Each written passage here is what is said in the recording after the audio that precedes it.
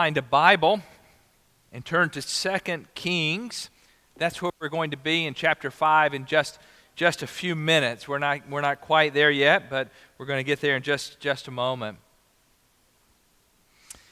As many of you know, we have been in the narrative lectionary this fall, and so we've been working through the story of God. You might remember that we've not covered every story in God's story, but we've been kind of working our way. We began the week after Labor Day in Noah, and we worked through Abraham and Joseph, and we talked about the Exodus and God delivering the people out of Egypt, and then we talked about David, and then last week we covered Solomon. And so we're kind of working through this story, hitting on high points along the way. Again, there's much in the story that we are not covering, so there's much that we are kind of skipping over, but we're kind of landing in these various places.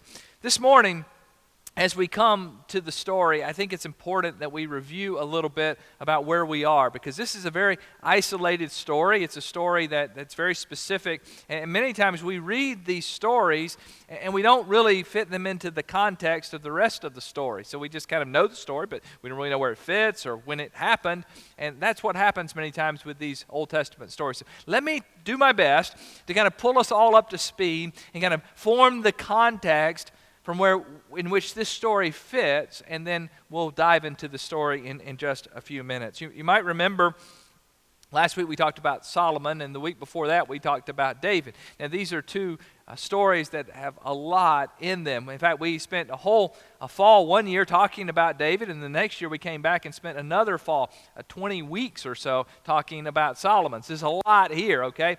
But David and Solomon, in many ways, are kind of the high point in Israel's history. When people look back on David and Solomon, they say that's when things were going really well, right? That's when the territory was at its greatest in terms of land mass. That's when the country, by and large, was following God in the best way that it could. And there were certainly times of mistakes and downfalls, and times when the people of God were not following Him during this time, but that's a high point. Now, we also know that after Solomon, things start going downhill rather fast. In fact, you might remember that the kingdom of Israel is split into two parts after Solomon, okay? In fact, Solomon's sons, Jeroboam and Rehoboam. If you're looking for baby names, there you go. There's some. Jeroboam and Rehoboam are his sons, and they both have a claim on the throne. And so we have Jeroboam in the north and Rehoboam in the south. And in the north, you'll see in this part of God's story is often referred to as Israel, and the south is referred to as, you might know, Judah. Exactly. You've been to Sunday school, haven't you? You know this stuff.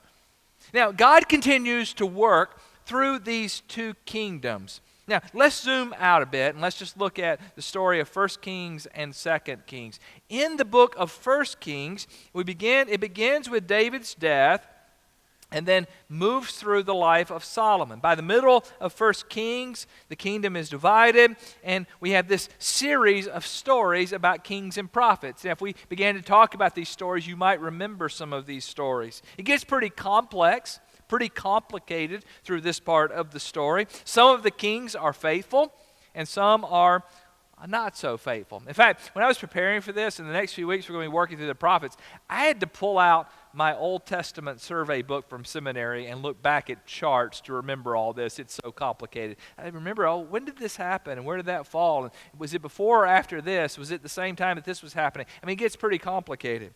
But there are kings then who are faithful, some who are not faithful, but the prophets of God are really the ones who are the voice of God during this period of time. One king named Ahab, you might remember that name, is highlighted in the story, and the prophet at that time was this guy named Elijah, and you might remember that story. So then we open up to 2 Kings. So that's 1 Kings. 2 Kings we open up, and we have Elijah taken off in a chariot of fire. Do you remember that story?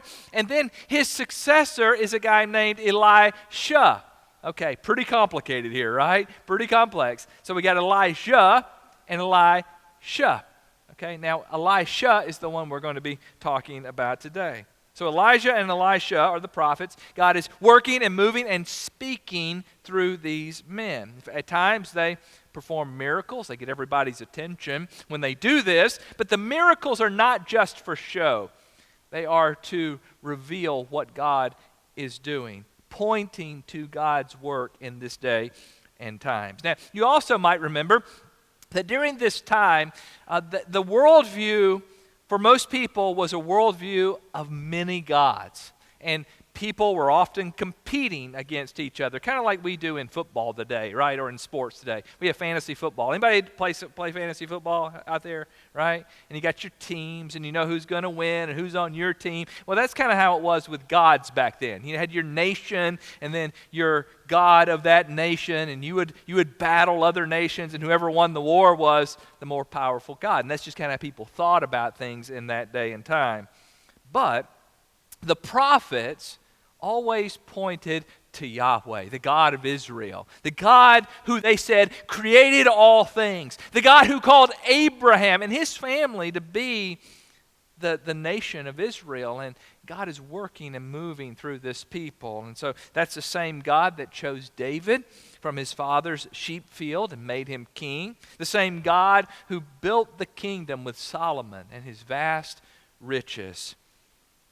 But has often been the case, God's people do not always follow God. Many times they kind of change teams. Many times they take on 2 or 3 teams at one time, right? And they begin to worship idols. And so the story is constantly the people of God moving away from God and then God bringing them back, and moving away from God and God bringing them back again. And so today we come to a very specific story that is lying inside of this context that we're talking about today. So with all of this in mind, let's dive into today's story. Levi's going to come now and read from 2 Kings chapter 5, verses 1 through 15. And then after Levi reads, let me encourage us all to leave this open, because we're going to walk through the story together. 2 Kings 5, verses 1 through 15. Now Naaman was commander of the army of the king of Aram. He was a great man in the sight of his master and highly regarded, because through him the Lord had given victory to Aram. He was a valiant soldier, but he had leprosy. Now bands of raiders from Aram had gone out and had taken captive a young girl from Israel, and she served with Naaman's wife. She said to her mistress, "If only my master would see the prophet who is in Samaria, he would cure him of his leprosy." Naaman went to his master and told him what the girl from Israel had said. "By all means go," the king of Aram replied. "I will send a letter to the king of Israel." So Naaman left, taking with him 10 talents of silver, 6,000 shekels of gold, and 10 sets of clothing. The letter that he took to the king of Israel read, "With this letter I am sending my servant Naaman to you, so that you may cure him of his leprosy."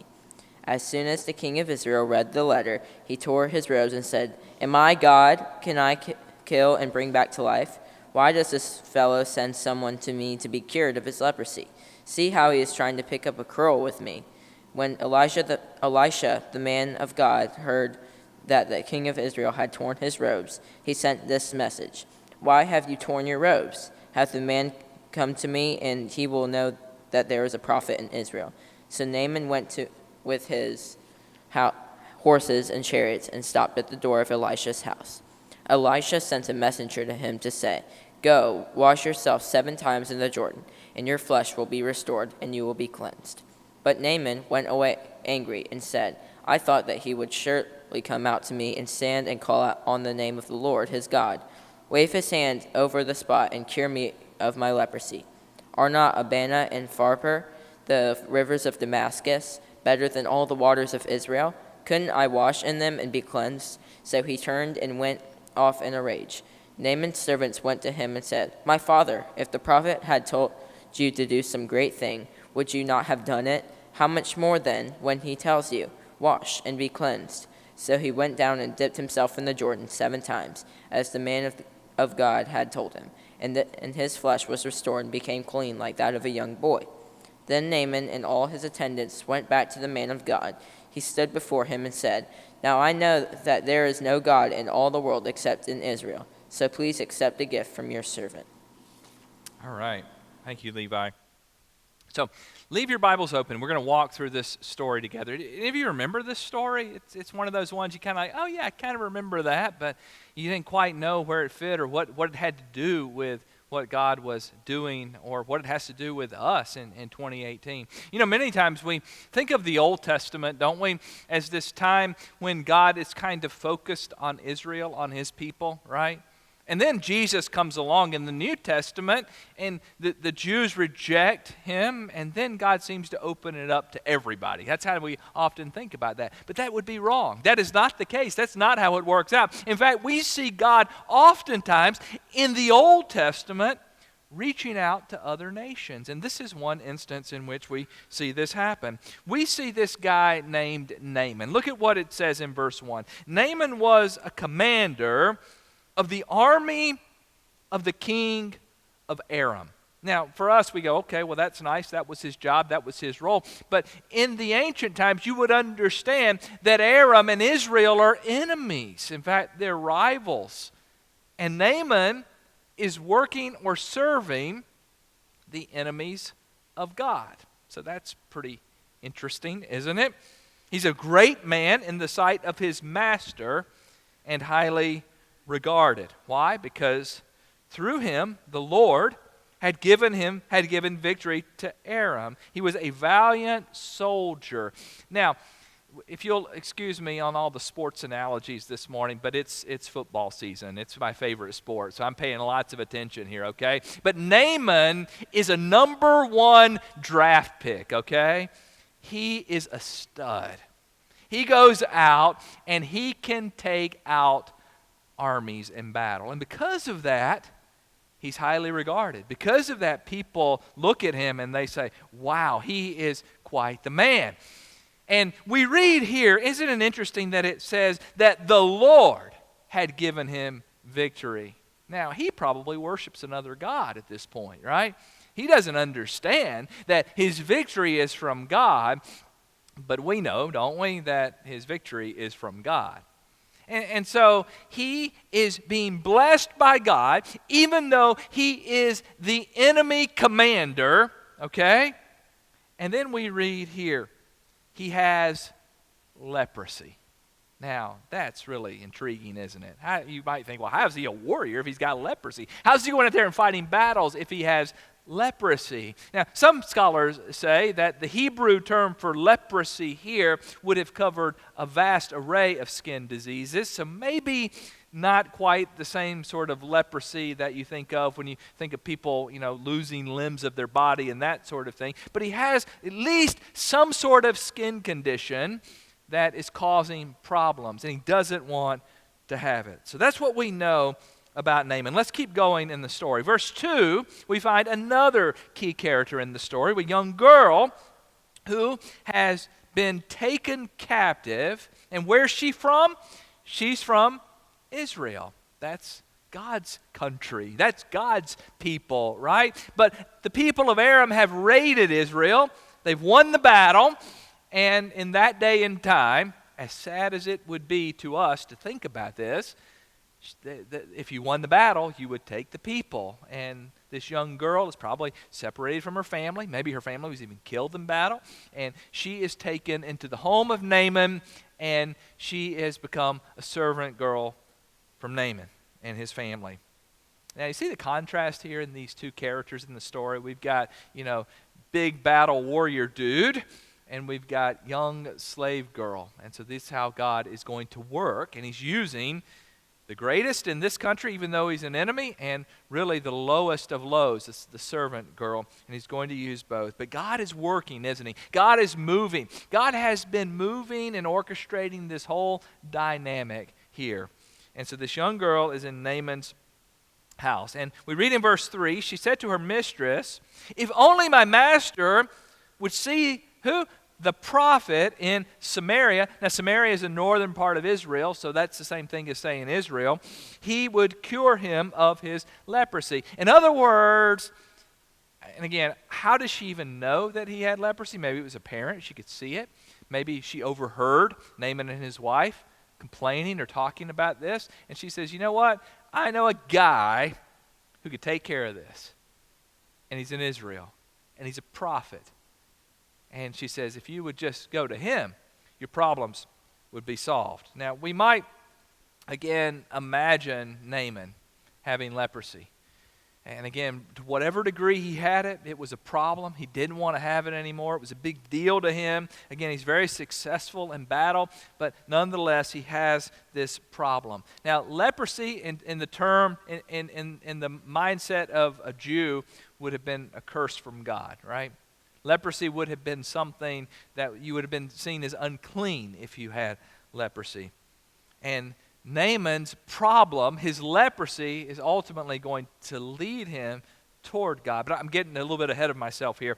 Let's just see what happens next. Naaman goes to his boss. Look at verse 4. Naaman went to his master and told him what the girl from Israel had said. Now, who is this guy?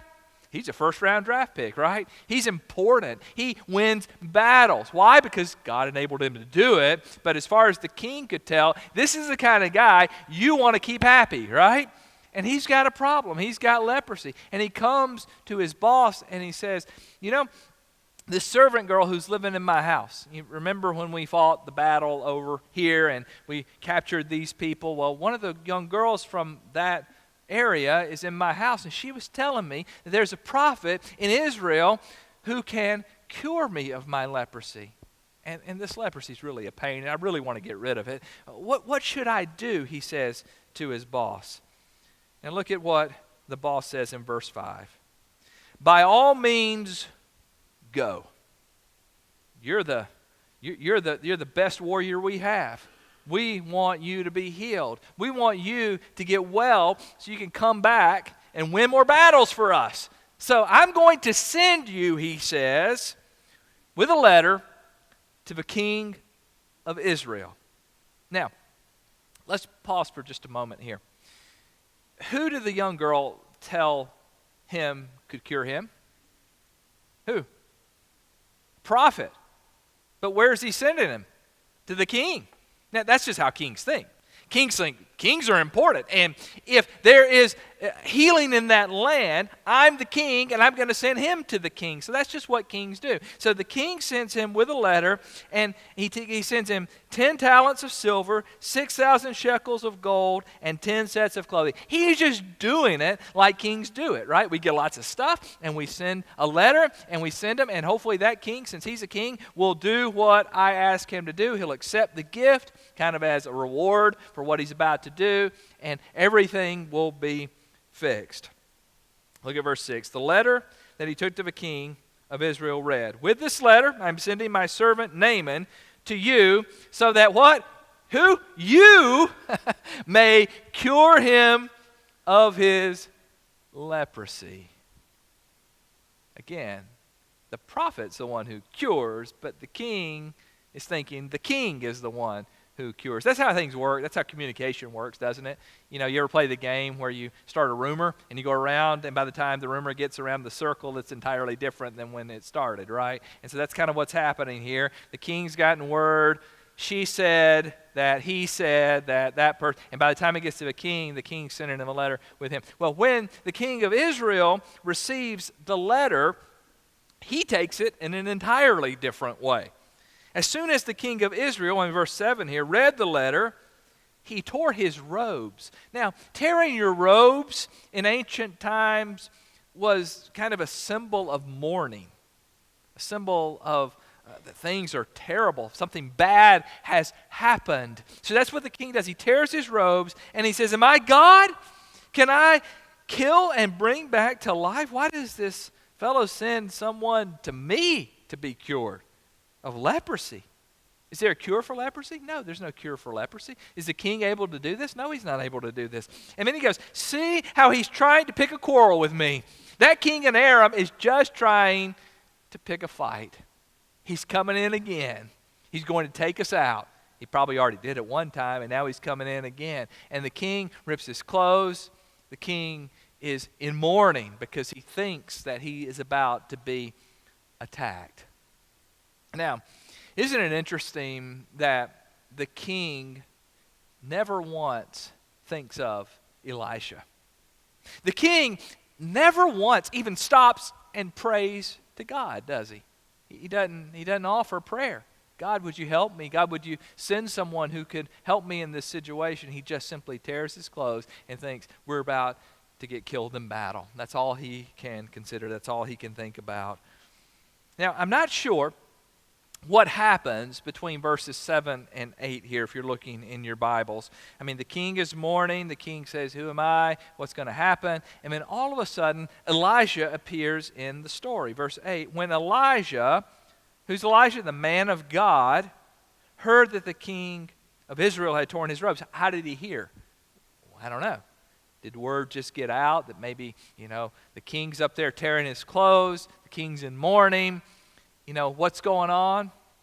When Elijah hears this, he sent him the message. Why have you torn your robes? Have the man come to me, and he will know that there is a prophet in Israel. You see what Elijah's saying? Elijah is saying, I don't know what's going on here. I don't know why you got the letter. I don't know who you're talking about who has leprosy. But God can take care of it, and I'm the prophet, so send him to me. I think it's interesting here as we think about faith, and we think about the faith of the different people who are involved here. You think about the young girl that was faithful to say to Naaman's wife, or maybe even to Naaman himself, you know what, there's somebody in Israel that can take care of this leprosy. We think of the king here, and I think the king at this point, it's evident that he has very little faith in God, right? I mean, he doesn't even mention God or doesn't even turn to God. His faith would be a 0 on a scale of 1 to 10, right? And then Elijah, again, he's been around the block a time or two. He knows how God works and moves, and he kind of feels like maybe God's moving in this situation. And he says, send him to me. I'll take care of it. I'll go to God. I'll pray. I'll ask God to let me know what to do. And I'm confident God can take care of it. So just send him to me. Elijah's faith on a scale of 1 to 10 is a 10, okay? Elijah knows that God has the power, that God can take care of this. So Naaman then is sent to Elisha. I love these stories, don't you? Because of the many twists and turns in the story. You think it's going one way, and then it turns another way. And you think this is going to happen, and then something entirely different happens. Don't you love that?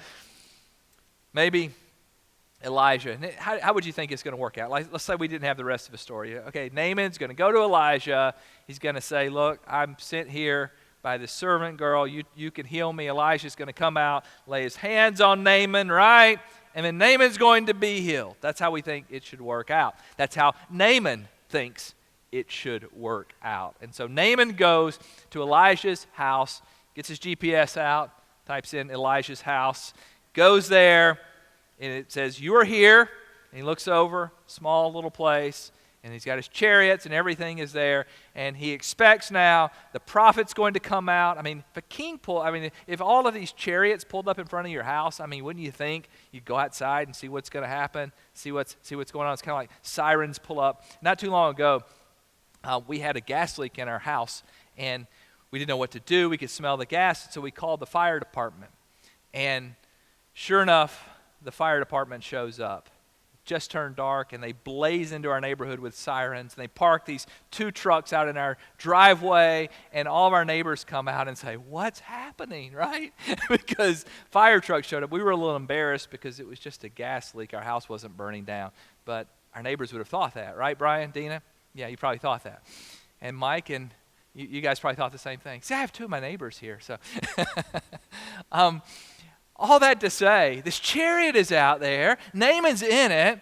It's got all of the king's entourage around him. And they're waiting for Elijah to come out of the house. And he doesn't come. And this little messenger comes out. And he has a message. And look at what it says here in verse 10. Go, wash yourself 7 times in the Jordan, and your flesh will be restored, and you will be cleansed. Are you the prophet? No, I'm not the prophet. I'm just the messenger. Prophet's in the house. Well, is he coming out? No, he's not coming out. That's the message. Well, why isn't he coming out? Look, I'm the messenger. Go wash 7 times in the Jordan, and you will be cured. And Naaman is devastated. Why didn't the prophet come out and lay hands on me? Why didn't he tell me, that I would be healed? And what's going on here? And Naaman is ticked off. He's probably a little offended because Elijah didn't come out, but he's also upset because of the instructions.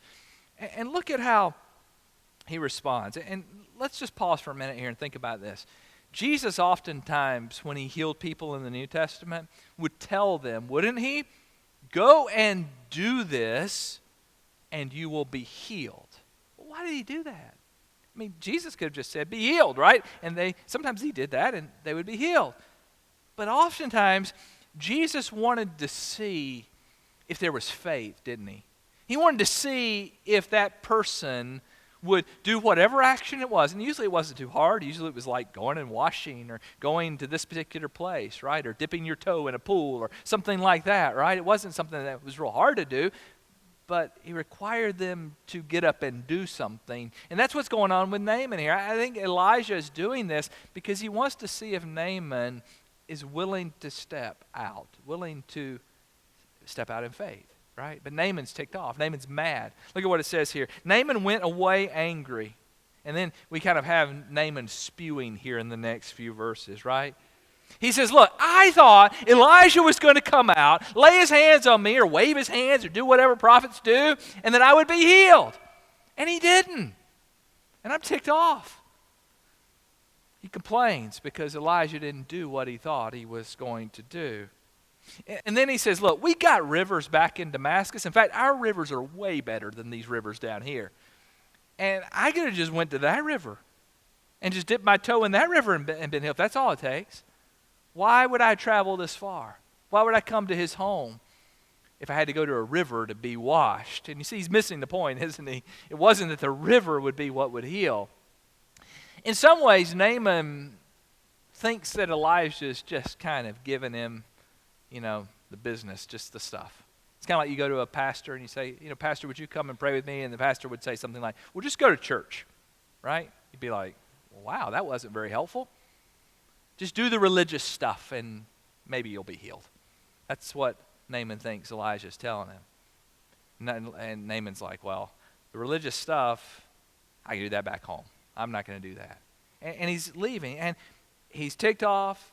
God did not move and act as he wanted him to do, and he's leaving in disappointment. But thankfully, his servants heard the story in a little bit different way. Look at what it says in verse 13. His servants come to him, and look how they respond to him. My father, they're respecting him there. If the prophet had told you to do some great thing, would you not have done it?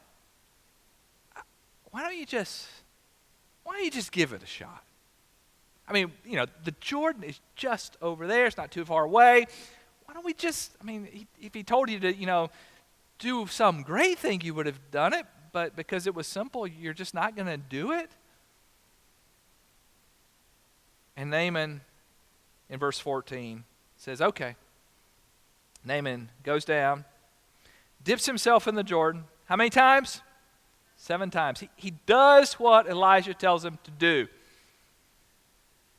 And then his flesh was restored, and he became clean like that of a young boy. It didn't happen like he thought it was going to happen, but when he stepped out in faith, when he trusted the words of the prophet, when he did what the prophet told him to do, he was healed. Verse 15, Naaman and all of his attendants went back to the man of God. Again, fire trucks pulling up in the driveway again, chariots, everything out. They get out, and look what Naaman says to him. Naaman stood before him. So we get this image here of Elijah actually coming out this time, right? And I just picture Elijah. I don't know what he looked like, but I just picture him walking out, old man, beard. All prophets have to have beards, right? Walking out, standing there. And I just picture him with a grin on his face, don't you? Yep, he did it. No more leprosy. Maybe even there were visible signs of his leprosy gone, right? His skin is like that of a young boy, right? Naaman looks different. He is different. He has an appearance in his face quite different than he had the first time. And with a twinkle in his eye, Elijah stands there. Again, I just picture him with a big grin on his face. And Naaman says to him, "Now I know that there is no God in all the world except in Israel." What a statement from a Syrian general to say all the other gods, they're not real. Yahweh, the Lord, is the only God. And he offers a gift to Elijah. We don't know what the gift is, but he gives him a gift there nonetheless. What a story, right? I mean, that's just a great story. And you might say, well, what about us? What does that have to do with us in 2018? I'd like to take just a moment before we close our Bibles together this morning. Let's think about the implications of this story. What about us? What does this mean for us? What application could we take into our life today? I think the first thing that we take is that God does not always work the way we want him to work, does he? Sometimes there's twists and turns in the story that are not like we would have expected. Sometimes we might be walking down a path thinking we're doing exactly what God wants us to do, and then somehow the Holy Spirit or a circumstance leads us in a different direction, and we get upset. We get disappointed. We say, God, it's not supposed to be this way. And many times we, like Naaman, get angry, don't we? And say, God, I never expected it to be like this. I'm done, right? I'm finished. We begin to walk away. And God's voice is, again, the voice of the prophet. And it says to us, will you just follow me? Will you just do what I ask you to do? And like the servants convinced Naaman, we finally turn around and we head back the direction that God wants for us. And we experience God in that. Sometimes it's a miracle. Sometimes it's healing. Sometimes it's simply God's hand of comfort and provision for us. But so often we miss it because we've got our way of doing it, and if God's not going to do it our way, we get angry with him. And I think we can learn that from this story. Secondly, I think we can also learn from this story that sometimes there are difficulties that are placed in our lives, and those difficulties are what brings us to God. And that's tough sometimes, especially when we don't want the difficulties. Anybody want to sign up for difficulty? Raise your hand. Anybody? No. But what if Naaman would have never had leprosy? Would he have ever made the trip to Elisha's house? Probably not, right? He would still be in Syria, fighting battles and doing his deal. But the leprosy is what caused Naaman to seek out the prophet, to seek out God. And sometimes God allows us to experience, and when I say difficulties, it doesn't have to be some horrible thing. It may just be something that's inconvenient, something we don't like, something we have to deal with. And sometimes those are the situations that God uses to pull us closer to him and to get our attention. And I think in those situations, our posture is important, isn't it? Because we can approach it and we can say, no, I'm not going to do this. I'm fighting against it. I'm angry with God about it. Or we can say, God, what are you teaching me here? What do you want to show me? What instructions do you want to pass on that I can follow so that I can see what you're saying to me? And I think Naaman's posture, again, it shifts, doesn't it? At one point, his posture is, hardened against God. But by the end, Naaman says, I believe that there's no other God in the world except you. I trust you. What I've experienced is beyond what I've... And what happened to Naaman the rest of his life? Well, we don't really know. But I suspect he went back to Syria. I suspect he told the king about what he had experienced. I suspect if you visited Naaman in his old age, if he lived to be old, you would go to him and he would tell you this story. And he would say, the God of Israel is the God who is real. The God of Israel is the God that I worship. And it would have never happened if leprosy would not have been in the mix. I think we can learn that from the story today. Where has God placed us this morning? What might God be calling us to do this morning? How might God be calling us to trust him? As the band comes now, we're going to sing a song of response.